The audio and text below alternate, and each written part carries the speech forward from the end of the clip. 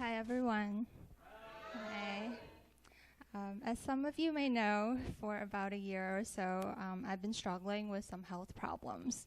Today, I'd like to share a little bit about what God has been teaching me in this season. At the beginning of last year, I started to hear a buzzing sound in my right ear. At first, I didn't pay much attention to it. Not until after a few months after, when it was still lingering, that I finally went to see the doctor. Right around the same time, I also developed other symptoms. I remember finding it hard to breathe sometimes. My vision would blur and part of my face would go numb. There were nights that I couldn't sleep because of pounding headaches. At one point, I didn't feel safe to go out on my own because my balance was off, and it was hard to be aware of my surroundings since I couldn't see things very well.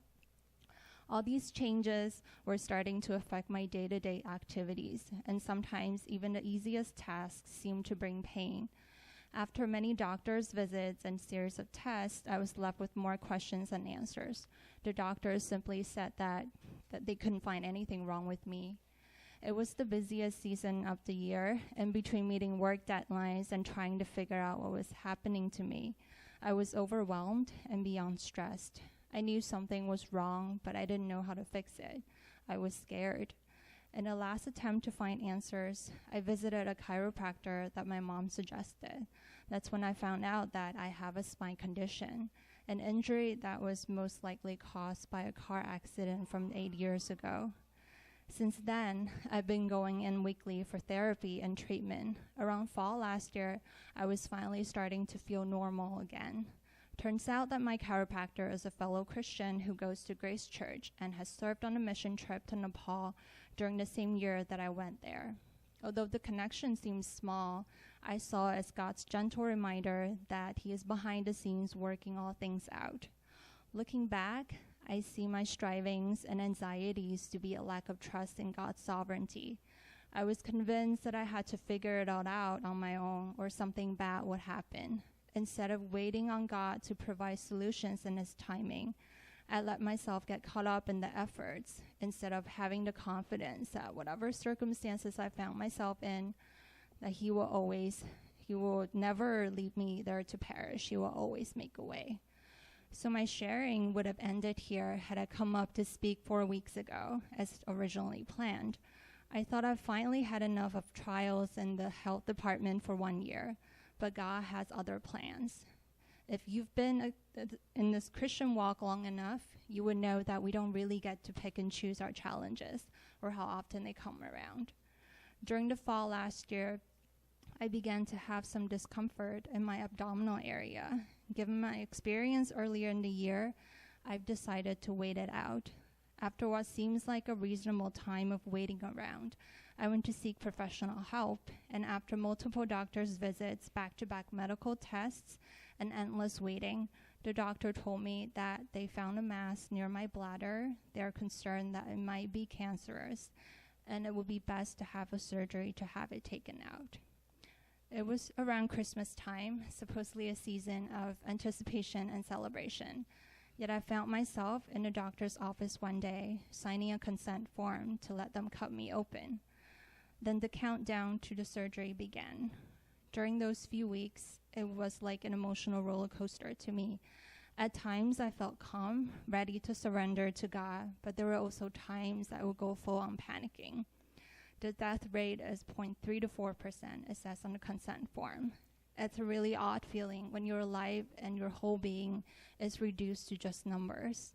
I started to make a mental note of everything I did. This might be the last time I get to do this. I remember thinking to myself, how the Bible said our days are numbered couldn't be more real to me in that season.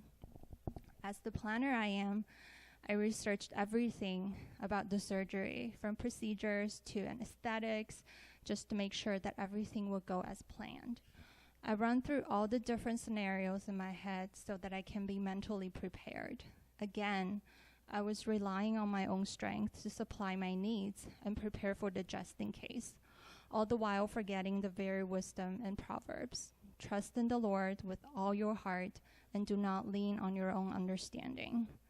This attempt to be self-sufficient was not only exhausting, I also constantly found myself wondering about the endless what-ifs.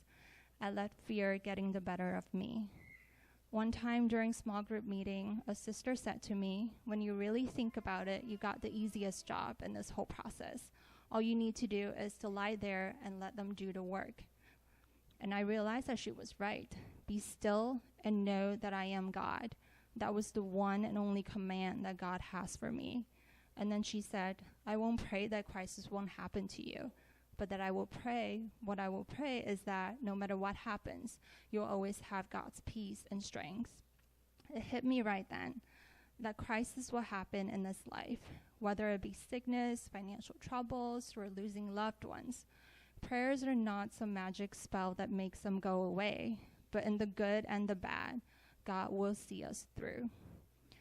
The surgery itself was not a small one. It required full body anesthesia and part of my organ being cut off, and the hospital stay and recovery period were long. The day I checked in the hospital, I was very nervous, but when I settled in, I saw a rainbow outside of my hospital room. And just like that, the reminder of God's covenant drives the Spirit to calm my heart and fill the space. Long story short, well, I guess it's not so short at this point, God met my every need during a seemingly difficult and trying situation. Even though it wasn't without challenges, everything from preparation to surgery to recovery went incredibly smooth. I received the best care from the doctors and nurses, and God provided help through a support system that filled all the gaps. I am so grateful for family and friends who offered to stay overnight with me at the hospital so that my parents could go home and rest at night. Also, the mass they took out turned out to be benign. But above everything else, even with 2 catheters attached to my body and several recovering wounds, I have experienced overwhelming joy and peace throughout the process, which I didn't think was possible when it all started out. It might be my own battle to take on, but when brothers and sisters from within and outside of this community lift me up in prayers, I feel like they join on the battle as well. Through it all, God has been so faithful. I may be a good planner, but my perspective and resources were limited. Over these last few months, I've come to know that God in his all-knowing power would meet my every need if I let him. He is calling me, or calling us, to be God-dependent instead of self-sufficient. I know sometimes our challenges might feel like it's all about us. The pruning, the overcoming personal difficulties, drawing near to God.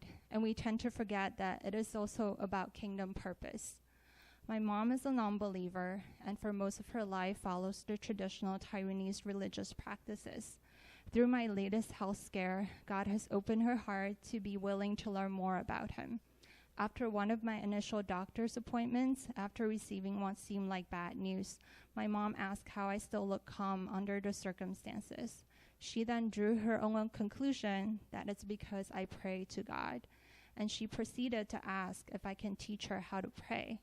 She even suggested that we should pray together every night, which we did for several weeks leading up to the surgery. She said praying has helped her find peace and cope with the worries that she had for my health. I have been a believer for almost 12 years now, and I can't say that I've always been the best witness around my parents. I do hope for them to come to Christ, but I've never been very diligent about praying for their salvation. So I can almost safely say that this is not my own doing. The transformation is so drastic that I have to believe that it must have been God. There's one passage in Jeremiah that really spoke to me throughout this journey. For I know the plans I have for you, declares the Lord. Plans to prosper you and not to harm you. Plans to give you hope in the future. Then you will call on me and come and pray to me, and I will listen to you. You will seek me and find me when you seek me with all your heart. I will be found by you, declares the Lord, and will bring you back from captivity. I will gather you from all the nations and places where I have banished you, declares the Lord, and will bring you back to the place from which I carry you into exile. What I shared today is not so much a story about overcoming and reaching the other end or having arrived, but it's the messy middle. And I feel like through many seasons in our lives, we'll often find ourselves in the struggling, and it's okay. To this day, I still live with these health conditions. My neck still doesn't feel quite right sometimes. I'm only halfway through my recovery after the surgery, and I still have some medical decisions I have to make down the road. But knowing that God is the best planner I could ever have strengthens my trust and confidence in him during the hard times. It gives me great comfort knowing that when I seek him with all my heart, I can always find him and be restored. He is faithful and trustworthy, even if it's a lesson that I may have to relearn over and over again. Thank you.